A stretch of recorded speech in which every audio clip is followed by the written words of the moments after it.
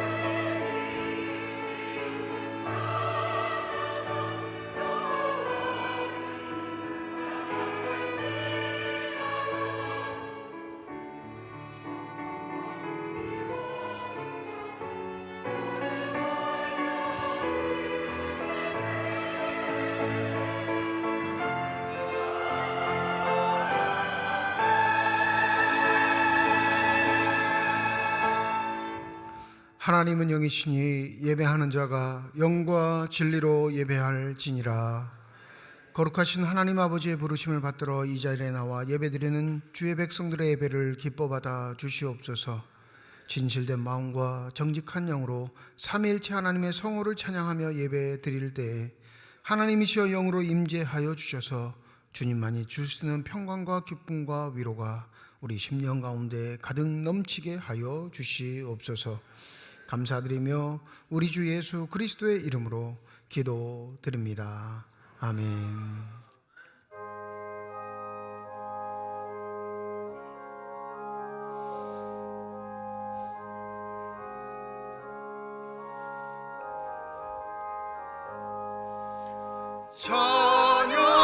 찬양하라 복되신 구세주 예수. 백성들아 사랑을 전하세. 경배하라 하늘의 천군과 천사. 주님 앞에 영광을 돌리세. 목자같이 우리를 지키시고 종일 품에 늘어나 주시니 찬양하라 높으신 권세를. 찬양 찬양 찬양 영원히 드리세. 찬양하라 복되신 구세주 예수. 우리 대신 죽임을 당했네. 구주 예수 영원한 구원의 소망. 경배하며 겸손히 절하세. 찬양하라 우리 죄 지신 예수, 그의 사랑 한없이 크셔라. 찬양하라 높으신 권세를 찬양, 찬양, 찬양 영원히 드리세. 찬양하라 복되신 구세주 예수, 천사들아 즐겁게 찬양해. 구주 예수 영원히 다스리시니 면류관을 주 앞에 드리세. 구주 예수 세상을 이기시고 영광 중에 또다시 오시리. 찬양하라 높으신 권세를 찬양, 찬양, 찬양 영원히 드리세. 땅과 거기에 충만한 것과 세계와 그 가운데 사는 자들은 다 여호와의 것이로다.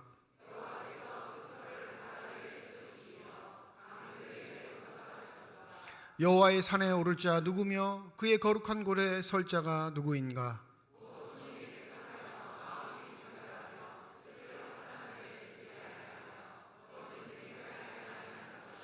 그는 여호와께 복을 받고 구원의 하나님께 의를 얻으리니.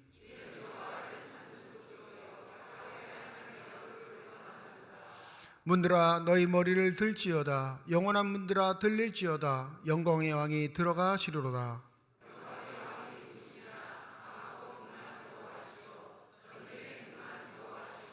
문들아 너희 머리를 들지어다. 영원한 문들아 들릴지어다. 영광의 왕이 들어가시리로다.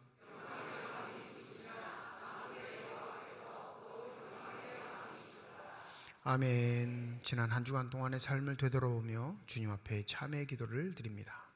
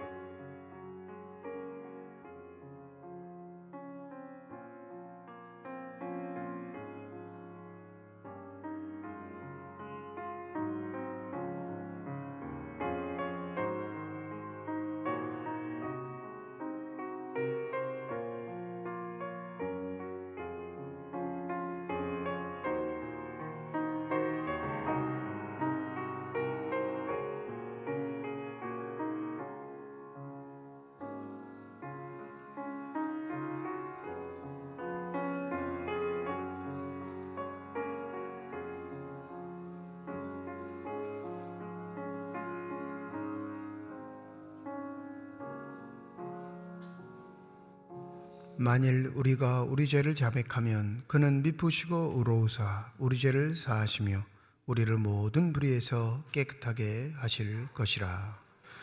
나는 전능하신 아버지 하나님 천지의 창조주를 믿습니다. 나는 그의 유일하신 아들 우리 주 예수 그리스도를 믿습니다.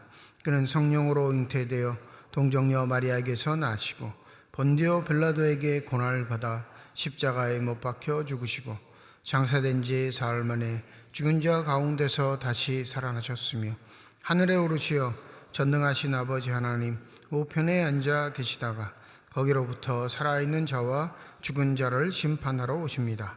나는 성령을 믿으며 거룩한 공교회와 성도의 교제와 죄를 용서받는 것과 몸의 부활과 영생을 믿습니다. 아멘.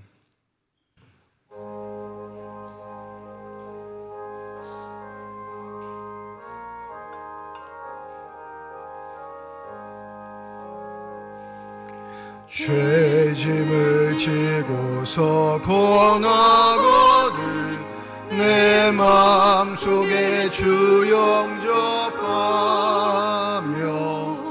새 사람 되기를 원하거든 내 구주를 영접하라. 의심을 다 버리고 구주를 영접하라. 만문 다 열어놓고 내 구주를 영접하라. 정결케 되기를 원하거든 내 마음속에 주 영접하며 생명수 마시기 원하거든 내 구주를 영접하라.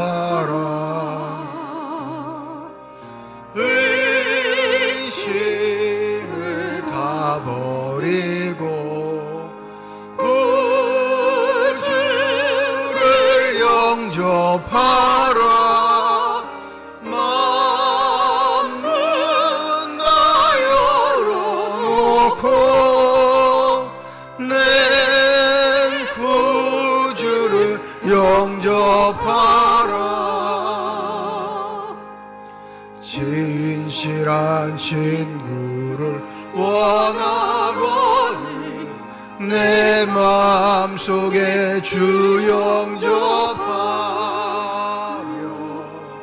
내 맘의 평화를 원하거든 내 구주를 영접하라.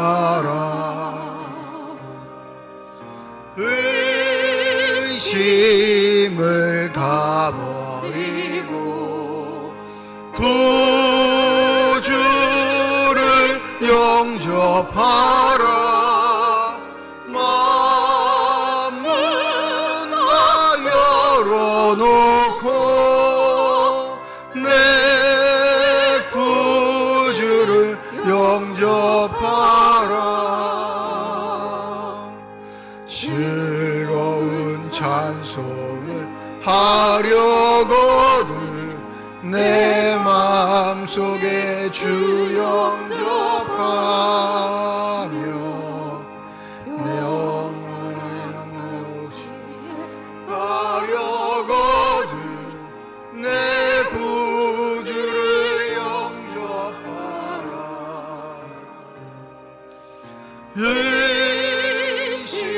의심을 다 버리고 구주를 영접하라. 만문 다 열어놓고 내 구주를 영접하라.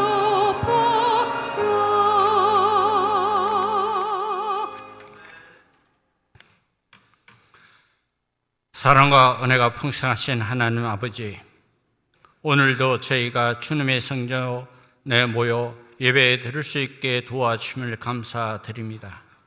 지난 한 주간도 주님의 보호와 인도한 속에서 지낼 수 있음을 감사하며 오늘 이 자리에서 다시 주님을 찬양하고 예배 드릴 수 있음에 기쁨과 찬양을 드립니다. 주님, 저희는 지난 한 주간 동안 주님의 뜻을 온전히 따르지 못하고 알게 모르게 지은 죄가 있음을 고백하오니 우리의 연약함과 부족함을 용서하여 주시고 주님의 은혜로 새롭게 되어 주님의 길을 따르도록 도와주시길 기도합니다. 이 시간 저희의 마음과 생각을 주님께 온전히 예배 드리오니 성령 하나님께서 이 교회에 함께 하셔서 우리의 예배를 기쁘게 받아주시고 찬양과 경배를 통해 주님의 이름이 높여지며 말씀을 통해 우리의 영혼이 새로워지며 기도를 통해 주님과 더욱 깊은 교제를 나눌 수 있기를 원합니다. 주님, 이 세상에는 많은 고통과 어려움이 있습니다. 전쟁과 분쟁, 기근과 재난, 질병과 고통 속에서 신음한 이를 기억하여 주시고 주님의 평화와 치유가 그들 가운데 임하게 하시고 특별히 우리 교회를 통해 주님의 복음과 사랑이 이웃에게 흘러가게 하셔서 세상의 빛과 소금의 사명을 잘 감당하는 교회가 되도록 인도하여 주시길 간구합니다. 육신이 연약하여 예배의 자리에 오르지 못하는 성도들에게는 치유의 손길을, 영적으로 지친 성도들에게는 위로와 회복의 은혜를 베풀어 주시고 사고로 인하여 병원에 입원하여 치료를 기다리는 박영수 군사님을 주님께서 함께 하셔서 의사의 손길을 통해 완쾌함을 허락하여 주시길 기도합니다. 하나님, 교회 학교를 위해 기도합니다. 여름 성경학교와 수련을 준비하는 모든 선생님들과 교육자들이 기도로 준비하게 하시고 주님의 축복 속에서 모든 일정이 은혜롭게 잘 마칠 수 있도록 도와주시길 기도합니다. 오늘 말씀을 전하시는 목사님을 성령님께서 함께 하셔서 저희가 필요한 지혜와 용기 그리고 힘이 받을 수 있는 말씀이 될 수 있도록 역사하여 주시고 그 말씀을 마음에 새기고 일상 속에서 실천하며 살아갈 수 있도록 인도해 주시길 기도합니다. 주님, 일본에서 선교하는 강기훈 선교사와 자매교인 메구르 교회를 기억하시고 그 땅이 복음으로 변화될 수 있도록 도와주시고 세계 곳곳에서 주님의 말씀을 전하시는 선교사님들을 지켜주시고 그들의 가정과 평안과 건강을 허락하여 주시옵소서. 아침부터 교회에 나와 안내와 차량 봉사 등으로 보이지 않는 것을 묵묵히 봉사하는 봉사자를 기억하시고 그들에게 주님의 크신 벽을 내려주시길 바랍니다. 예배를 통해서 저희가 더욱 주님을 닮아가며 주님의 뜻을 이루어가는 자들이 되길 소망합니다. 찬양을 드리는 시온 찬양대와 함께 하셔서 찬양을 드릴 때 오직 주님께서 영광만 받아 주시옵시고 우리에게는 큰 은혜가 넘치게 하여 주시길 기도합니다. 우리의 기쁨을 되시고 구원자 되신 예수 그리스도의 이름으로 기도드립니다. 아멘.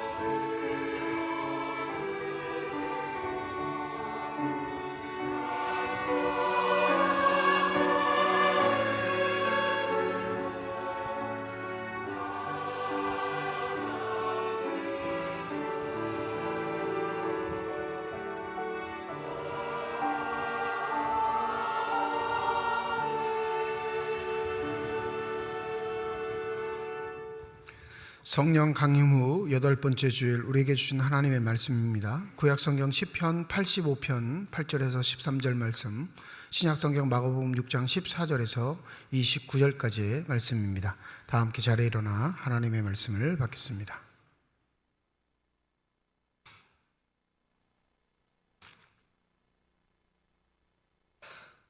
오늘 우리에게 주시는 하나님의 말씀입니다. 내가 하나님 여호와께서 하실 말씀을 들으리니 무릇 그의 백성 그의 성도들에게 화평을 말씀하실 것이라. 그들은 다시 어리석은 대로 돌아가지 말지로다. 진실로 그의 구원이 그를 경외하는 자에게 가까우니 영광이 우리 땅에 머무르리이다. 인애와 진리가 같이 만나고 의와 화평이 서로 입맞추었으며 진리는 땅에서 솟아나고 의는 하늘에서 굽어보도다. 여호와께서 좋은 것을 주시리니 우리 땅이 그 산물을 내리로다. 의가 주의 앞에 앞서가며 주의 길을 닦으리로다. 아멘.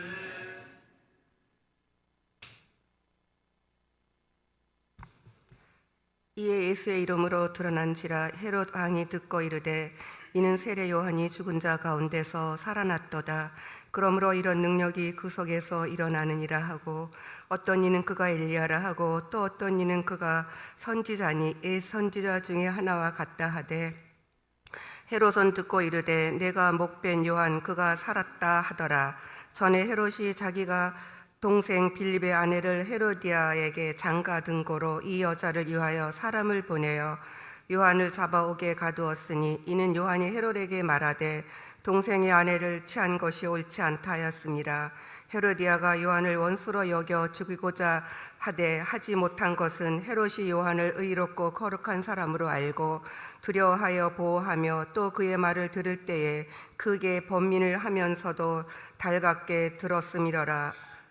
마침 기회가 좋은 날이 왔으니 곧 헤롯이 자기 생일에 대신들과 천부장들과 갈릴리의 기인들로 더불어 잔치할세 헤로디아의 딸이 친히 들어와 춤을 추어 헤롯과 그와 함께 앉은 자들을 기쁘게 한지라. 왕이 그 소녀에게 이르되 무엇이든지 내가 원하는 것을 내게 구하라 내가 주리라 하고 또 맹세하기를 무엇이든지 내가 내게 구하면 내 나라의 절반까지라도 주리라 하거늘 그가 나가서 그 어머니에게 말하되 내가 무엇을 구하리이까. 그 어머니가 이르되 세례 요한의 머리를 구하라 하니 그가 곧 왕에게 급히 들어가 구하여 이르되 세례 요한의 머리를 소반에 얹어 곧 내게 주기를 원하옵나이다 하니 왕이 심히 근심하나 자기가 맹세한 것과 그 앉은 자들로 인하여 그를 거절할 수 없는지라.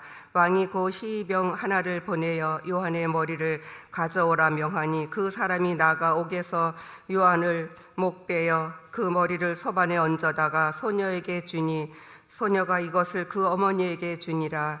요한의 제자들이 듣고 와서 시체를 가져다가 장사하니라. 하나님께서 이 말씀을 통하여 우리에게 은혜 주시기를 원합니다. 아멘.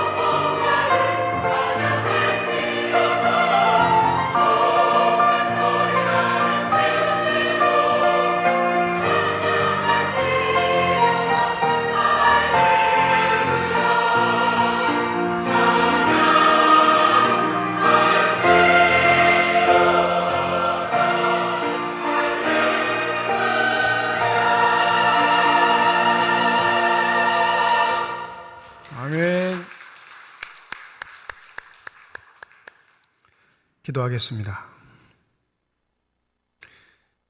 이 시간 우리들의 눈을 열어주시사 주님의 얼굴 바라보게 하여 주시옵시고 우리들의 귀를 열어주셔서 주 음성 듣게 하여 주시옵소서.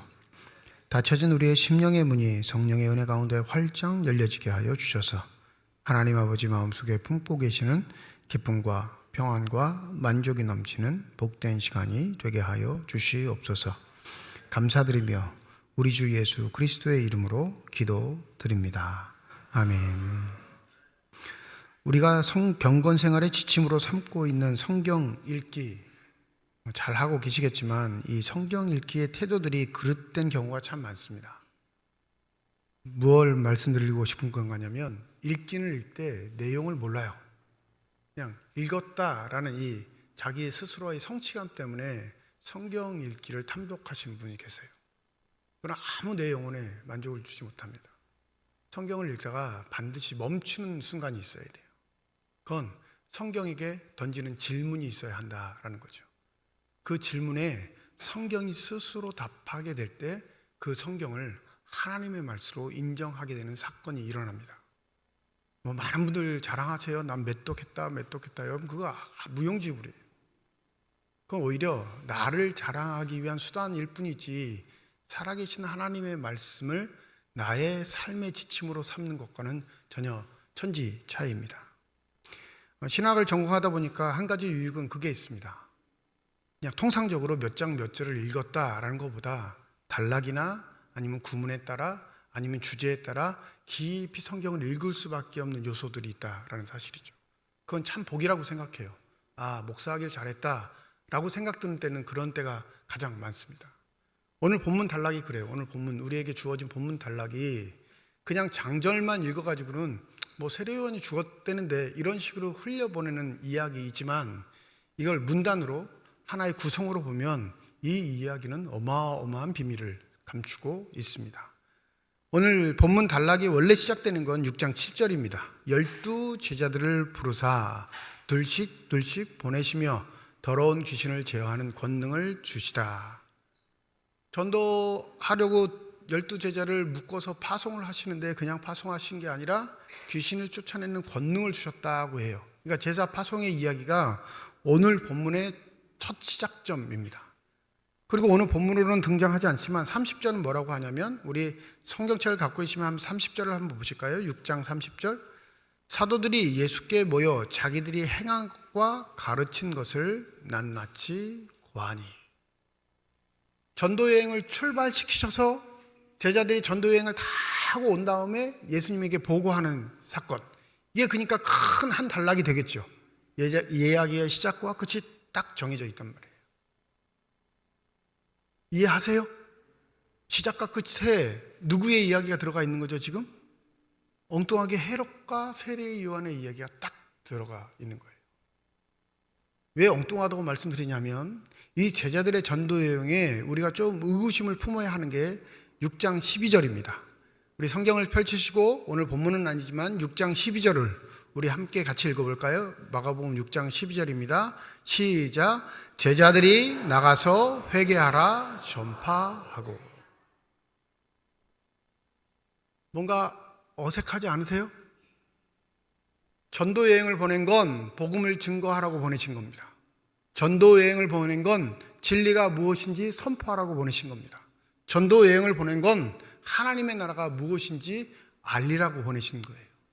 근데 제자들이 말하는 건 뭐만 말해요? 회개하라. 마가복음에서 등장하신 예수가 공생의 사역을 시작하실 때 본인이 외쳤던 말씀이 있어요. 기억하시나요? 회개하라, 천국이 가까이 왔느니라. 회개하라가 중요해요? 천국이 중요해요? 네? 본론이 회개에 있어요? 천국에 있어요? 회개는 서론이에요. 하나님의 나라를 받아들이기 위한 준비를 하라라는 게 회개예요. 그러면 하나님의 나라가 주인공 아니에요? 그러면 전도여행을 한다 그러면 회개하라 다음에 뭐가 붙어야 돼요? 천국이 왔다. 제자들이 얘기하죠. 근데 그 천국의 이야기는 본문 그 어디에도 없습니다. 근데 30절에 뭐라고 하냐면 자기들이 행한 것과 가르친 것을 낱낱이 고했다. 행한 건 귀신을 쫓아낸 거고요, 병자를 고쳐준 거고요, 기름을 발라 축복한 겁니다. 자신들이 행위로 한 것. 근데 가르친 게 있다고 이렇게 고백하는데 그 가르침의 내용은 눈을 씻고 찾아봐도 본문에 등장하지 않습니다. 복음의 핵심적인 요소, 하나님의 나라를 어떻게 가르쳤을까 궁금해하는 사람들에게는 본문이 답을 주지 않아요. 전도여행에 강조하고 있는 건 병자를 고치고 귀신을 쫓아내고 기름을 발라 축복하는 것만 강조되어 있고, 정작 내용, 핵심적인 사항, 그 복음이 무엇이냐, 어떻게 가르쳤는지는 전혀 등장하지 않습니다. 근데 뜬금없이 그 사이에 뭐가 등장하는 거예요? 세례 요한이 죽은 사건이 딱 등장하는 겁니다. 몇 주 전에 제가 액자 구조라고 설명을 드렸죠. 액자 구조. 기억나시나요? 네. 큰 소리로 대답하셔도 돼요. 네. 그러다 보면 또 기억이 나요. 자, 액자가 있습니다. 액자가 있으면 액자는 액자 테두리가 중요할 거예요? 액자 속에 있는 그림이 중요할까요? 네. 액자가 다이아몬드로 되어 있어요. 다이아몬드로 된 액자가 중요할 거예요? 다이아몬드 액자 속에 있는 그림이 중요할까요? 조금 고민되죠? 그림이 값이 떨어지고 다이아몬드가 더 비싸면 뭐가 더 중요해요? 액자가 더 중요할 때. 그건 우리의 마음이고 우리의 흑심이고, 아무리 표구가 화려하고 멋있어도 주인공은 표구 안에 있는 작품입니다. 그림. 기억하세요? 마가가 성경을 쓸 때 이 액자 구조를 쓴 건 이 의도를 갖고 있는 거예요. 액자로 구성된 테두리가 여러분 아무리 여러분을 혹할 정도의 황금과 보석으로 치장했더라도 그 액자에 유혹 빠지지 마시고 뭐에 집중해라? 가운데 있는 그림에 집중해라. 오늘 본문이 제자를 파송하시는 사건과 좀 떨어져 있어 다른 본문인 것 같지만, 파송하고 돌아온 큰 액자의 틀을 가진 제자의 파송의 이야기에 그림처럼 한가운데 들어간 건 지금 헤롯과 세례 요한의 이야기입니다. 그러면 복음을 증거하라고 보낸 이 제자들이 가르쳤던 내용, 선포했던 내용, 그 내용이 어디 안에 들어가 있다는 거예요? 헤롯과 세례 요한의 이야기에 포함되어 있다고 알려주고 있는 겁니다. 그러니까 이 구조를 못 보면 이 이야기는 한 가지 일화로만 지나가지만, 구조를 보게 되면 세례 요한과 헤롯의 사건이 복음이구나, 천국의 이야기구나, 하나님의 나라의 이야기구나 라고 받아들일 수 있게 될 줄 믿습니다. 그 오늘 본문은 바로 그 그림에 관한 부분, 액자를 제거하고 그 그림 본문에 관한 이야기들을 우리에게 전해주고 있습니다. 생각해보면 세례 요한은 기독교계의 순교자라 할 수는 없습니다. 예수님 당시 세례 요한의 그룹과 예수님과의 그룹이 갈등이 있었다는 걸 요한이 증언해요. 요한복음에 보면 서로 으르렁거립니다. 어느 정도였냐면 요한의 제자가 몇 명이 예수의 제자로 속해지면서 그 갈등을 더 심화되죠. 이 의구심을 품고 있었던 세례 요한이 감옥에 갇히자 사람을 보내요. 예수에게 이렇게 한 말 기억하시죠? 우리가 다른 사람을 기다려야 합니까? 내가 길 다 닦아주었는데 멋지게 등장할 수 있도록 다 길 닦아주고 세례도 주고 딱 높여줬는데 하는 일을 보니까 마음에 뭐가 생겨요? 의구심이 생겨요. 저 인간이 아닌 것 같은데? 라는 생각이 듭니다. 그러니까 제자를 보내죠. 제자를 보내서 예수가 행하시고 가르치신 일이 맞는가? 그 구약에 예언된 그분이 맞는가를 묻는데, 이 묻는다는 것 자체가 세례 요한이 자신의 일에 회의와 갈등을 느끼고 있다라는 또 다른 표현입니다. 이 세례 요한은 어찌 보면 유대교 종파였던 에세네파와 거의 흡사하기도 합니다. 에세네파는 동굴에서 살았어요. 사람들과 어울리지 않았습니다. 그리고 그들은 두루마리로 된 성경을 읽고 탐독하고 필사하는 게 자신의 사명이었습니다. 세례 요한은 어디에서 살았죠? 광야에서 지냈어요.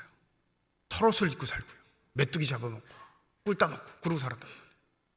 일반적인 종교인으로서는 행하지 않은, 제사장 가문으로서는 지키지 않는 전통을 과감히 벗어던지고, 지키는 전통을 벗어던지고 자신의 소신껏 살아갔다는 사람이 세례 요한입니다. 결이 조금 달라요.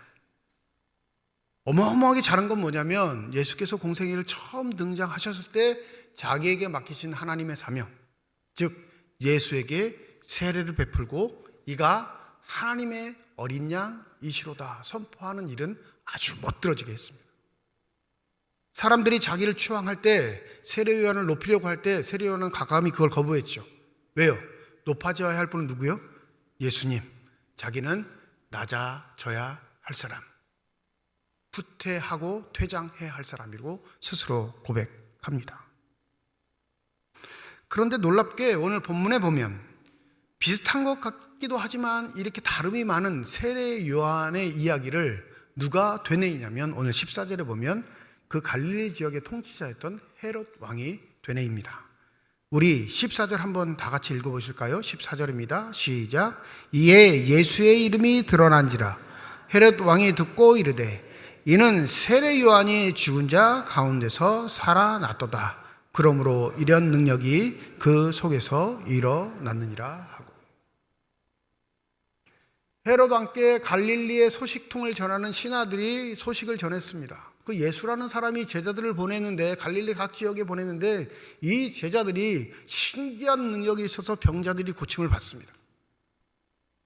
귀신에 쓰인 사람들이 자유를 얻습니다. 가는 곳마다 풍파를 일으킵니다. 갈릴리 지역의 통치자였던 이 헤롯이 그 소문을 듣고 한 사람을 자신의 기억 속에 불러냅니다. 누구요? 세례 요한. 자기가 들은 건 예수의 제자들의 이야기인데, 그 예수의 제자들의 이야기를 듣다가 자신의 머릿속에 떠오르는 한 사람, 누구냐면 세례 요한입니다. 뭐라고 고백해요? 세례 요한이 죽었다가 살아났다. 이 말이 참인가요? 거짓인가요? 네? 알아요, 헤롯도. 세례 요한이 살아날 수 없다는 것, 이미 무덤 속에 묻혀서 썩었다는 것 알아요. 그런데 그의 기억은 다릅니다. 뭐예요? 그의 고백은 달라요. 그 죽은 자가 살아났다는 것. 그리고 자기 혼잣말이 의구심이 있었는지 묻습니다. 신하들에게 물었겠죠. 야, 그 대장 누구라고 하디? 그 일을 행하고 다녔던 사람들의 스승 누구라고 하디? 물었을 거예요. 그러니까 15절에 신하들이 이렇게 말했겠죠. 어떤 이는 그가 엘리야라고 하고, 또 어떤 이는 그가 선지자니 옛 선지자 중 하나와 같다고 합니다. 근데 여러분, 이건 헤롯의 신하들의 말이 아니라 유대인들이 예수를 향해 고백했던 말입니다. 예수의 제자들과 예수가 무리를 지어 각 마을을 다니면서 하는 일을 보고 유대인들이 예수께 했던 고백은 바로 엘리야와 같으신 분, 구약의 선지자와 같으신 분이라 그렇게 고백하는 그 고백들을 신하들이 듣고 헤롯에게 전한 거죠. 신하들의 보고가 못마땅했는지, 신하들의 보고가 자신의 마음에 흡족하지 않았는지 헤롯은 다시 한번 자기의 생각을 이렇게 정리합니다. 우리 16절 다시 한번 읽어보죠. 16절입니다. 시작. 헤롯은 듣고 이르되 내가 목벤 요한 그가 살아났다 하더라. 여론을 무시해요. 신하들의 보고도 무시합니다. 자신의 생각과 주장이 맞다고 말하면서 뭐라고 해요? 그 죽었던 요한이, 내가 목을 베었던 요한이 살아났다.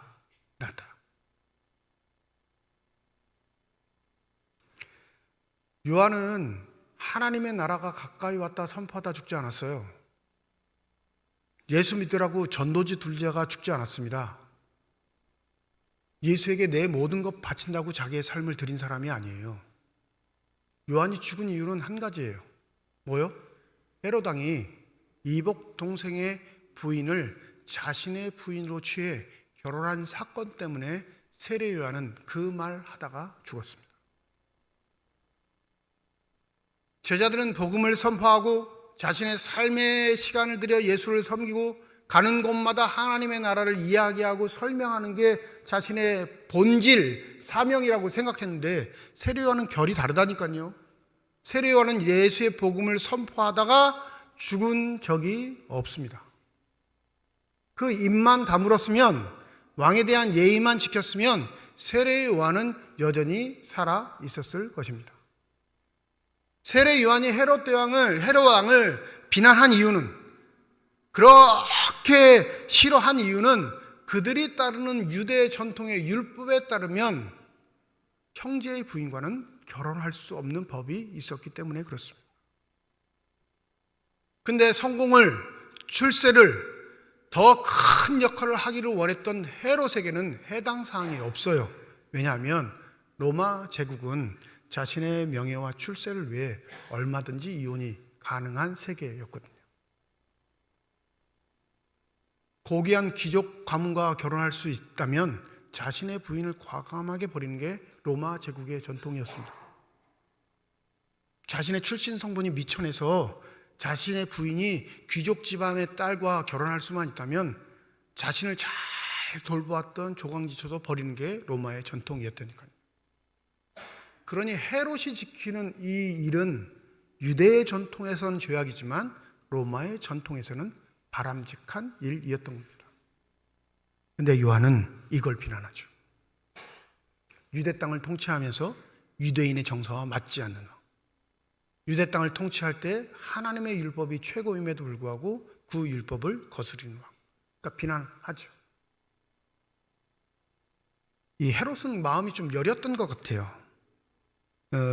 우리 한번 20절 한번 읽어볼까요? 20절입니다. 시작.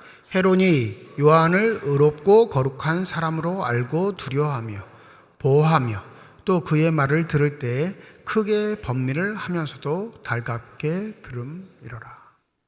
헤롯의 마음엔 이 세례 요한이 거룩한 자, 하나님의 선택을 받은 자예요. 뿐만 아니라 의로워요. 어떠한 있어도 그 하나님의 의를 버리지는 않는 사람인 걸 압니다. 그러니까 그가 꾸중을 할 때 마음에 번민이 되죠. 이 꾸중을 받아들이기도 애매한데 안 받아들이기도 그렇고 마음이 갈등을 한단 말이에요. 그런데 자신이 할 수 있는 권한 안에서는 세례 요한을 지키려고 노력했습니다. 근데 지켰나요? 지키지 못했나요? 지키지 못했죠. 자기의 말 한마디에 세례 요한의 목이 날아갔으니까. 근데 이 음흉한 사건을 꾸민 사람은 헤롯이에요? 헤롯의 부인이에요? 오늘 본문에 등장하는 헤로디아입니다. 악랄하기가 그지 없는 여자. 자신의 출세와 명예, 그것은 삶의 전부라고 여기는 여자. 과감하게 자신의 전 남편도 왕이었음에도 불구하고 더 왕에 대한 욕망과 능력이 출중한 자와 결혼하기 위해 과감하게 전 남편을 버릴 수 있는 여자. 이 여자는 세례 요한이 못마땅했죠. 그러니 자신의 두 번째 남편이었던 이 헤롯 안티파스에게 죽이라 자꾸 추궁합니다. 근데 헤롯이 죽이지 못하는 이유는 뭐예요? 이는 거룩한 사람이거든요. 이는 의로운 사람입니다. 저 말을 들으면 영혼의 평안을 얻는데, 근데 놀라운 건 이 헤롯은 요한의 말보다 누구의 말을 들어요? 자신의 부인 헤로디아의 말을 더 듣습니다. 그래서 우리가 잘 알듯이 자신의 생일날 자신의 딸이 아주 예쁘게 무용을 하고 춤을 추니까 기분이 좋아? 뭐라고 하냐면 네 손 다 들어줄게 말해봐. 딸은 아빠를 닮을까요? 엄마를 닮을까요? 네? 딸이 없어서 모르시는 분들은 딸이 있는 집에 가서 물어보세요. 딸은 얼마를 닮아요? 아빠를 닮아요? 이 집은 딸이 얼마를 닮은 것 같아요. 엄마에게 찾아갔죠. 무슨 소원을 빌까요? 거침이 없는 헤로디아는 고민도 하지 않고 말합니다. 세례 요한의 목을 비워달라고 그래. 세례 요한의 종말이 오죠. 끝입니다. 여러분, 세례 요한의 죽음이 고귀하다고 생각하세요? 세례 요한의 죽음이 의미 있다고 생각하십니까? 세례 요한의 죽음이 참 고결하다 생각하십니까? 아무도 그렇게 생각하지 않아요. 한 여인의 시기와 질투, 욕망의 희생물이 된 세례 요한. 그럴 때마다 우리의 각은 의구심이 있죠. 하나님은 뭐 하시나? 하나님은 누구 편인가? 정말 하나님은 살아있기나 하신 건가? 죽음도 의미가 있어야죠. 죽음이 의미 있으려면 그 죽음을 통해 뿌려진 일들이 하나님의 나라의 확장이 되든 하나님의 영광을 드러내든 하나님께서 원하셨던 일들을 만천하에 알리든 해야 할 텐데 세례 요한의 죽음은 그 어디에도 해당되지 않습니다. 그 입술을 열어 천국의 복음을 선포하지 않았더라도 세례 요한이 한 일은 극히 작은 일은 아닙니다. 예수가 공생에 등장하셨을 때 공식적으로 예수가 하나님의 어린 양이라고 선포한 사람이라면 최소한 이런 죽음은 하나님께서 막아주셔야 합니다. 여러분 그렇게 믿고 싶지 않으세요? 저는 그렇게 믿고 싶습니다. 그래야 우리의 믿음의 길을 가는 게 의연하고 당당할 수 있을 것 같은데 하나님은 세례 요한의 종말 같은 건 관심도 없듯이 아주 악독한 여인의 소원이 성취되는 걸로 세례 요한의 인생을 끝내버리십니다. 이게 복음의 중앙에 있는 그림이에요. 우리는 복음을 위해 살면, 하나님의 나라를 위해 살면 하나님께서 우리를 영광 가운데 인도하셔서 고귀하게 아름답게 높여주실 것이라고 생각하는데 그 복음의 빛 가운데 비스무리하게 산 세례 요한의 삶은 처참하게 밟은 내용으로 우리에게 딱 내미십니다. 이게 복음이라면, 이게 하나님의 나라라면 이 결말이 하나님의 영광에 이루고자 소망하는 하나님의 백성들의 삶의 종말이라면 아무도 복음을 좋아하지 않을 것입니다. 저부터 전 됐으니까 다른 사람 찾아보세요 이렇게 하나님한테 말해요. 근데 놀랍게 제자들이 선포한 복음의 핵심이 세례 요한의 사건이라고 우리에게 제시하셨다면 이 종말이 우리와 사뭇 다르지 않다라는 걸 잊지 않으셔야 합니다. 놀라운 건 이 세례 요한의 죽음은 누구의 죽음을 상징하고 있을까요? 예수의 죽음을 비춰주고 있어요. 그런데 죽었던 세례 요한이 그 죽인 당사자 헤롯을 통해 죽은 게 아니라 뭐라고 해요? 살아났다 고백하고 있다면 예수의 죽음은 죽음으로 끝나지 않고 뭘로 다시 돼요? 살아나심으로 완성될 줄 믿습니다. 이게 복음이라는 거예요. 이게 핵심 내용이라는 거예요. 우리가 아무리 비참한 형국에 죽어갈지라도 그 죽음이 하나님 가운데 생명의 빛을 받고 은혜의 빛을 받으면 그 죽음은 반드시 다시 살아남을 입을 줄 믿습니다. 이게 우리의 소망이고 우리의 기대이며 하나님 나라를 살아가는 사람들의 가치인 줄 믿습니다. 그래서 바울은 고린도후서 4장 7절에 이렇게 고백합니다. 우리가 이 보배를 질그릇에 가졌으니 이는 심히 큰 능력은 하나님께 있고 우리에게 있지 아니함을 알게 하려 하심이니라. 여러분, 우리의 겉모양, 살아가는 삶의 자세들, 모양새들에게 하나님께서 축복하시는 건 우리의 관심사지만 하나님의 관심사는 우리 질그릇 같은 우리의 삶에 천국의 복음을 심겨주시는 것인 줄 믿습니다. 우리가 보존하고 지켜야 할 건 그 천국에 대한 소망이고 가치인 줄 믿습니다. 한 친구랑 함께 음식점에 갔습니다. 친구의 소개를 받아서 이 집 진짜 맛있어 해가지고 친구를 따라왔는데 아무래도 못 믿긴 거예요. 초대를 받은 친구가 못 믿어요. 상대방 친구에게. 이 집 음식 진짜 맛있어? 그릇이 예뻐. 이 집 음식 정말로 맛있냐고. 아니, 그릇이 아주 멋있다니까. 동문서답 같죠? 엉뚱한 사람들 같죠? 우리의 삶이 그래요. 우리의 삶이.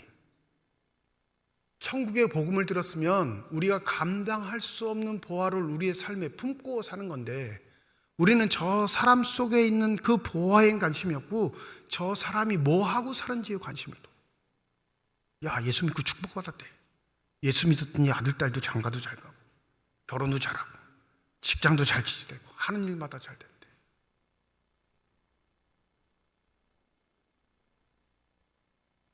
여러분, 어떤 옷을 입나, 어떤 집에서 사시나, 무엇을 이루고 사시나, 어떠한 업적을 이루고 있으신가, 그건 다 성경에서 뭐라고 하냐면 질그릇이라고 합니다.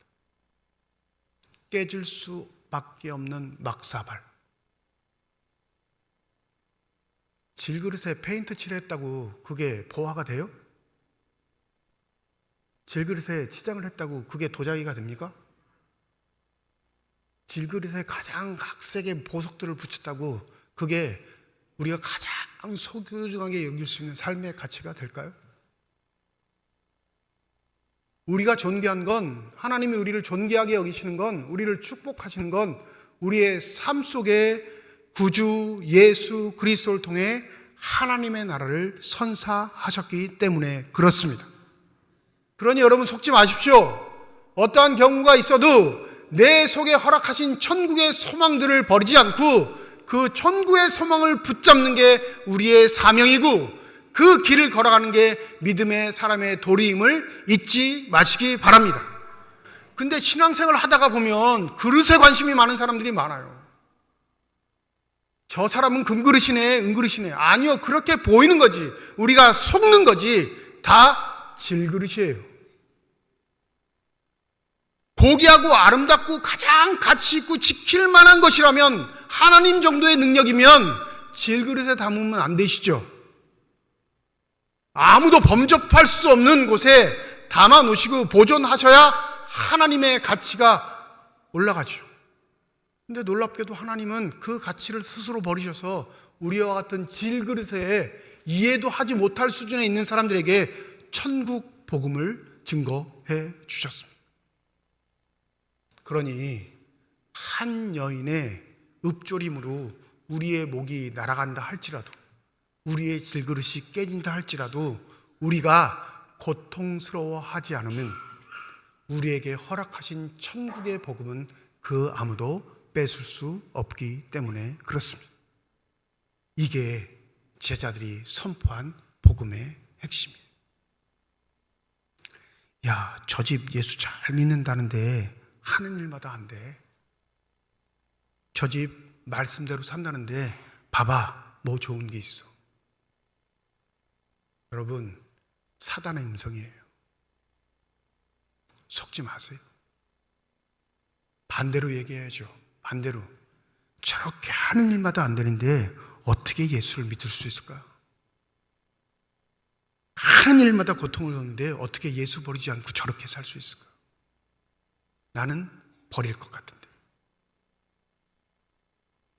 우리의 삶이 고귀한 건, 우리의 삶이 아름다운 건, 예수의 형제 자매를 사랑할 수밖에 없는 건 그 질그릇 때문이 아니라 그 질그릇 안에 담아놓으신 생명의 말씀, 복음 때문인 줄 믿습니다. 여러분, 무슨 일 때문에 힘드시나요?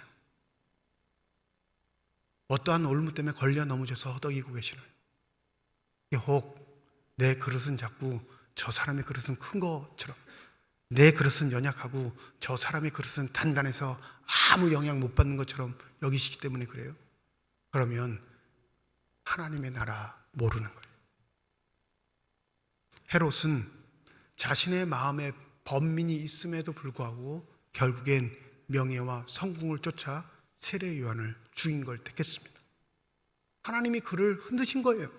하나님이 그를 구원하시기 위해 흔드셨는데 그는 그릇의 유혹에 넘어간 사람이 되어버린 거죠.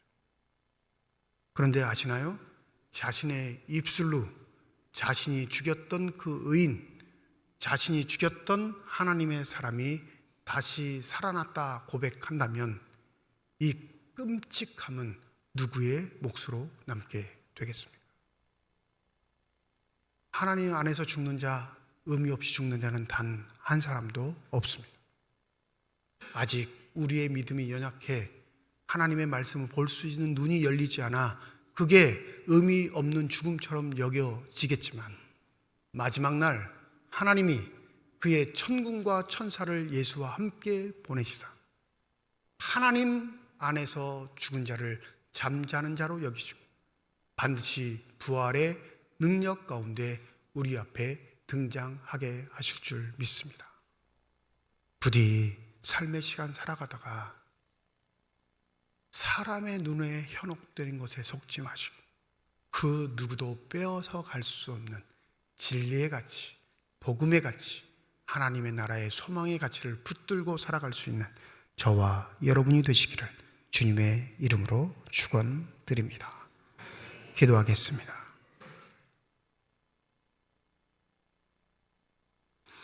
우리도 흔들릴 때가 있습니다.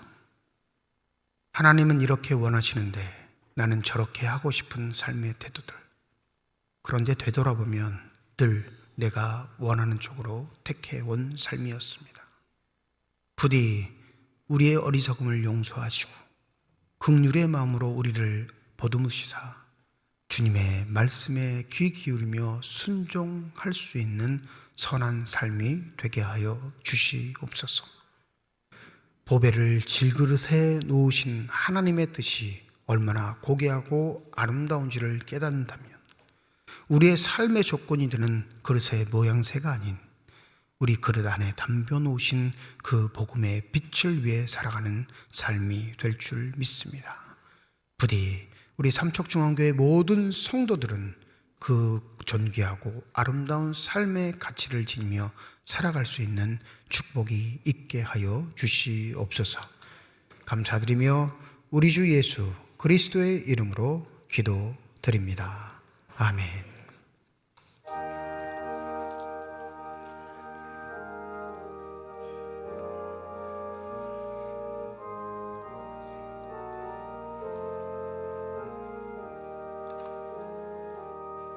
주 예수여 은혜를 내려주사 보충 많게 하옵소서.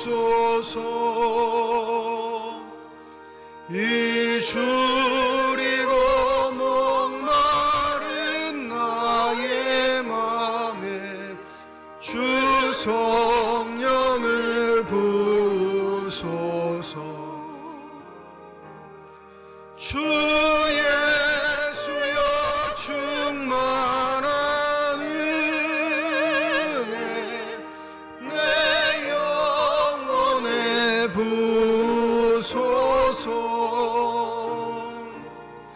주 예수만 나의 힘되 곧 내 만족함 됩니다.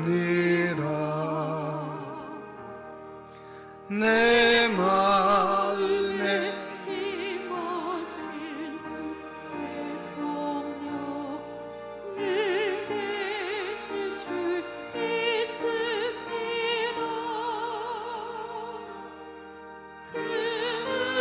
은사를 나에게 부어주사 주 섬기게 하옵소서.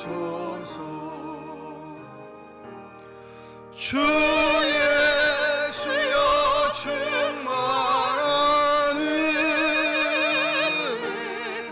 내 영혼에 부으소서.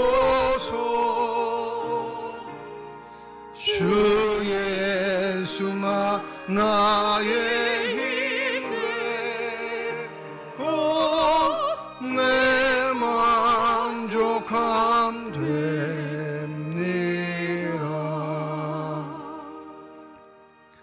조수동 집사님 가정에서 진선주 권사님 가정에서 무명으로 건축 헌금 드리셨습니다.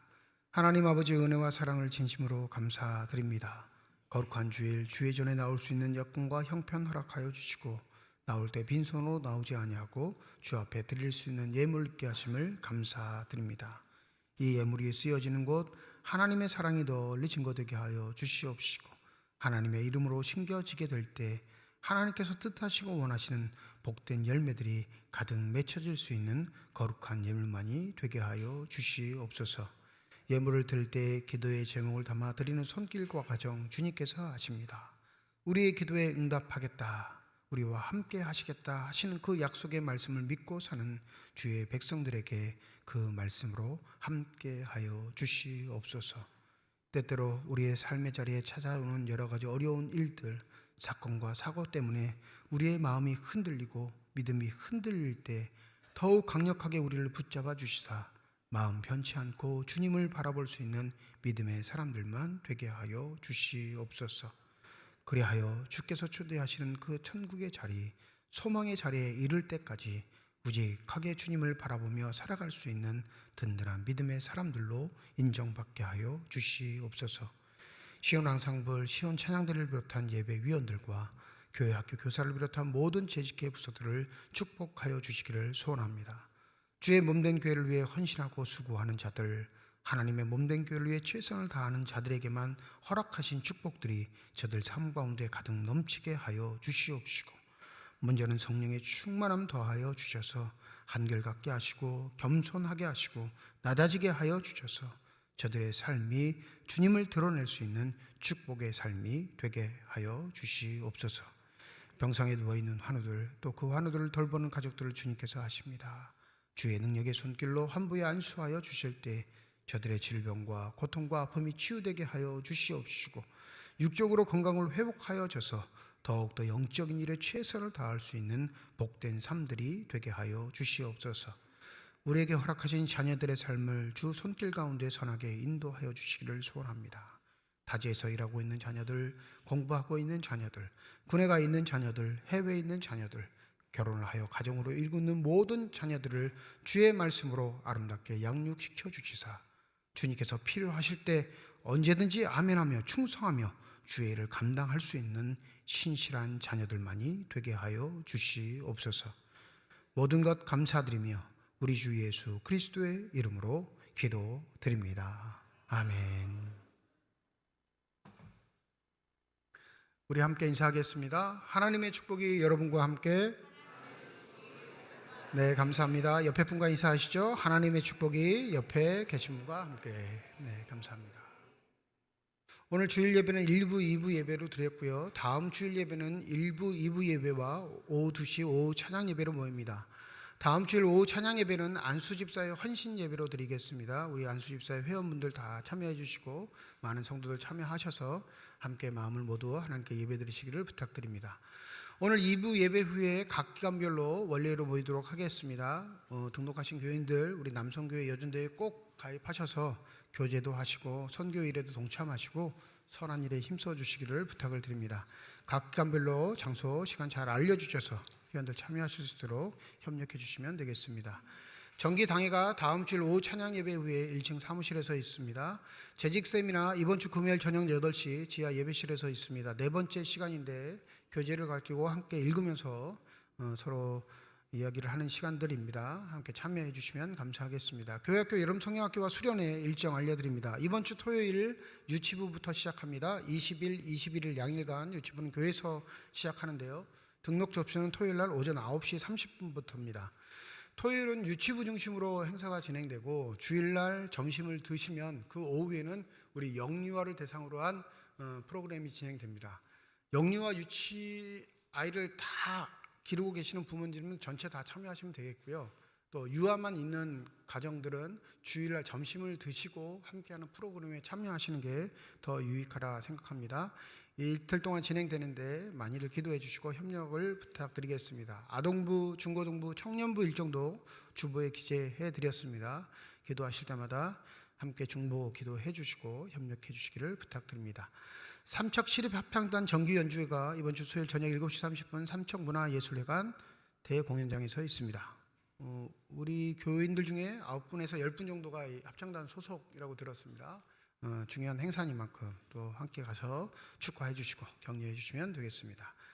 고 정순옥 집사님 지난주 별세하셔서 8일날 장례를 모두 마쳤습니다. 오늘 남편 되신 심득섭 신원이 예배에 참석하셨는데 우리 나가시면서 위로해 주시고 격려해 주시면 되겠습니다.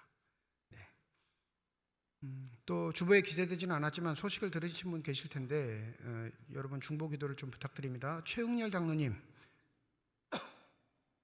아내 되시는 박영숙 권사님이 어제 오후에 교통사고를 당하셨어요. 근데 차가 골반을 치고 들어와가지고 많이 좀 다치셨습니다. 어제 상태는 이제 골반에서 뼈들이 다 이탈된 상태였고 뼈가 뒤틀린 상태여가지고 이쪽에서는 도저히 치료가 되지 않아서 응급조치를 좀 한 다음에 원주 세브란스에 입원하셨는데 어제 밤늦게 골반에서 이탈한 뼈는 자리를 잡았다고 하셔요. 근데 문제는 골반뼈가 많이 깨지셨고 그다음에 왼쪽 다리, 무릎 이하의 다리는 다 분질러지셔가지고 지금 상황은 손 쓸 수가 없습니다. 이제 붓기가 가라앉고 해야 이제 수술을 하기로 하긴 했는데 이제 수술 조치가 들어가는데 워낙 통증도 크고 붓기도 심해서 지금 상황에서는 조금 안정을 취해야 할 그런 시기다 이렇게 얘기를 들었습니다. 또 같이 기도해 주실 건 최응렬 장로님 지금 퇴원하신 지 얼마 안 되세요. 본인이 누구를 간병하실 여건이 안 되신단 말이에요. 그러니까 보호자로 어제 갑자기 원주로 가게 되셔가지고 지금 세브란스 병원에 계시니까 지금 상황이 여의치가 않으니까 어쩔 수 없이 이제 간병인을 쓰시긴 하셔야 되는데 간병인을 잘 선택하실 수 있도록 여러분이 또 기도해 주시고 한 가지 부탁 말씀드리는 건 당분간 며칠만이라도 힘드시겠지만 며칠만이라도 전화하시는 걸 좀 자제해 주세요. 네. 전화도 받으실 수 없을 뿐더러 장로님도 너무 경황이 없으니까 여러분 전화를 자주 하시면 중요한 일들을 못 하세요. 어제 제가 연락을 받고 의료원으로 응급실로 뛰어가서 같이 여러 가지 조치를 해드렸는데 그 짧은 시간에도 전화가 얼마나 많이 오는지. 네. 장로님은 보호자라고 찾는데 전화 받느라고 또 못 가고. 또 어르신들 알죠? 짧게 대화 안 하잖아요. 자초지종부터 얘기를 다 해야 돼. 10통이 오면 10통 다 그렇게 전화해야 된다. 그러니까 마음이 있으신 건 다 아는데 지금 도와주시는 건 며칠 동안 그냥 기도만 하시는 거예요. 그리고 안정 취하시고 붓기 가라앉으시면 수술 받으시고 그러면 제가 알기로 박영숙 권지사님 그 성격상 먼저 전화하실 거예요. 왜 신방 안 와? 뭐 이렇게 전화하실 거예요. 그러니까 잘 치유 회복되실 수 있도록 며칠간 여러분 기도해 주시고 또 그렇게 하나님의 손길을 간구할 수 있는 저희가 되었으면 합니다. 이제 다 함께 자리에 일어나셔서 결단 찬양 하나님께 드리겠습니다.